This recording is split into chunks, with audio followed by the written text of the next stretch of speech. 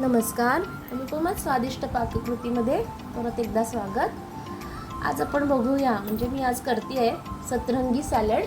नावावरूनच तुम्हाला समजत असेल की किती छान मस्त कलरफुल हे आपलं सॅलड होणार आहे.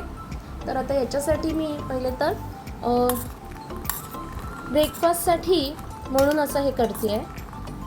4 जणांसाठी हे पुरेसं आहे, 4 किंवा 5 जणांसाठी. कारण की इथे मी थोडेसे मूठभर शेंगदाणे भिजवले होते रात्री आणि हे हरभरे भिजवले आहेत. तुम्ही याच्याऐवजी मूगही भिजवू शकता किंवा स्प्राउटेड पण तुम्ही काही ठेवलं असेल तर मूगांना किंवा चणे स्प्राउट्स करून तेही वापरू शकता. मी हे जस्ट रात्री भिजवले होते म्हणून मी असंच घेणार आहे.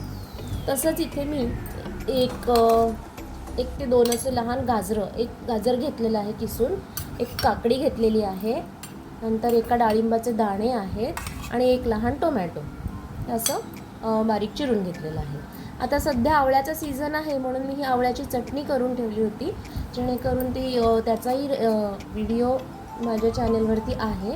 तर ही चटणी अशा प्रकारे आपल्याला वर्सटाईल वेने यूज करता येते पराठ्यासोबत किंवा आता सॅलडमध्ये मी घालणार आहे. याच्यामध्ये आवळा, कोथिंबीर, आलं, जिरं अशी ही मिक्स चटणी आहे. ऑप्शनल आहे, तुम्ही दुसरंही काही घेऊ शकता किंवा आवळा तुमच्याकडे फ्रेश असेल तर त्या एका आवळ्याचा पीस तुम्ही घालू शकता.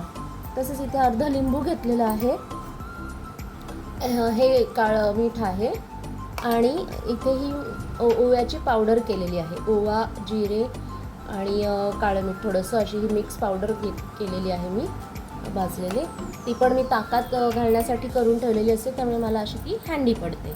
तुमच्यापाशी जर का चाट मसाला असेल तर तुम्ही चाट मसाला वापरू शकता किंवा इथे मी काळं मीठ घेतलेलं आणि ओवा पावडर घेतलेले, चाट मसालासारखंच लागणार आहे म्हणून मी ही वापरते आहे. आणि इथे मी डाळिंबाचे दाणे घेतले. तर चला आता मिक्स करूया आपण.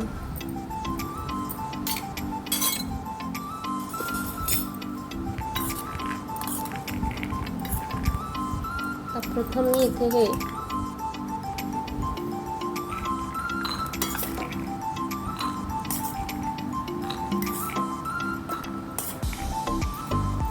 साधारण हे वाटीभर शेंगदाणे आणि चणे आहेत.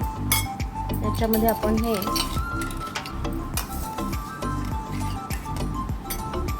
टोमॅटो घालून घेऊ.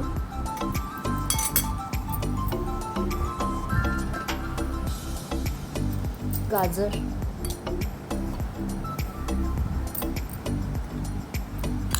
सगळं हे छान मिक्स करायचं आहे.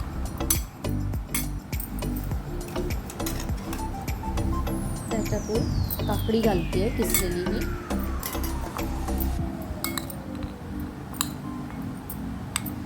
किती छान असं कलरफुल आणि फायबर प्रोटीन रिच असं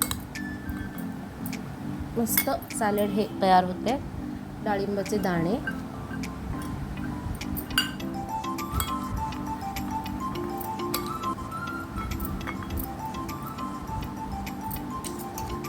तर याच्यातही मी आवळाची चटणी घातलेली आहे इथे,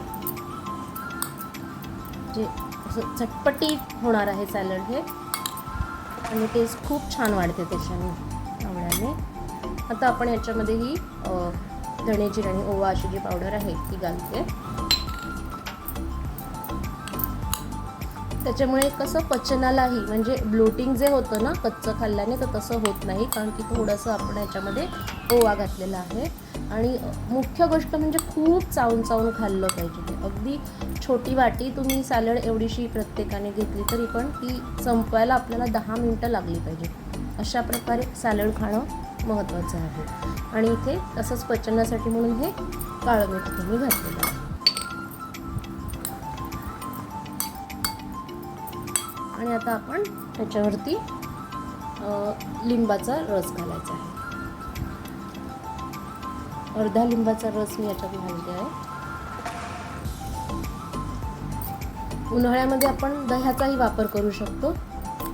आता थंडीचे दिवस आहेत म्हणून, आणि सकाळी घेणार आहोत, तर सकाळी असंही दही खाणं वर्ज्य आहे. दुपारी शक्यतो ताकाचा वापर करणं चांगलं आहे, तर मी दही स्किप केलं आहे इथे. आणि इथे मी लिंबू रस घातलेला आहे. तर असं हे मस्त सतरंगी सॅलड तयार झालेलं आहे. अशा प्रकारे हे सॅलड आता छान तयार झालेलं आहे.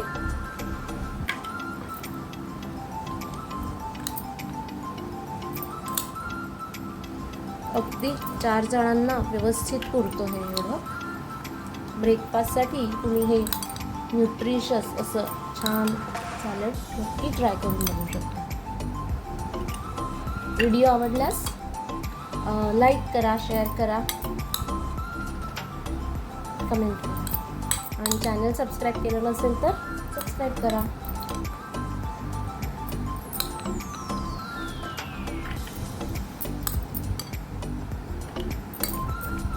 एवढ्या प्रमाणामध्ये अगदी 5 जणांसाठी पुरेसं असं हे सॅलड तयार झालं आहे. 4 ते 5 जणांना आपण देऊ शकतो. Thanks for watching.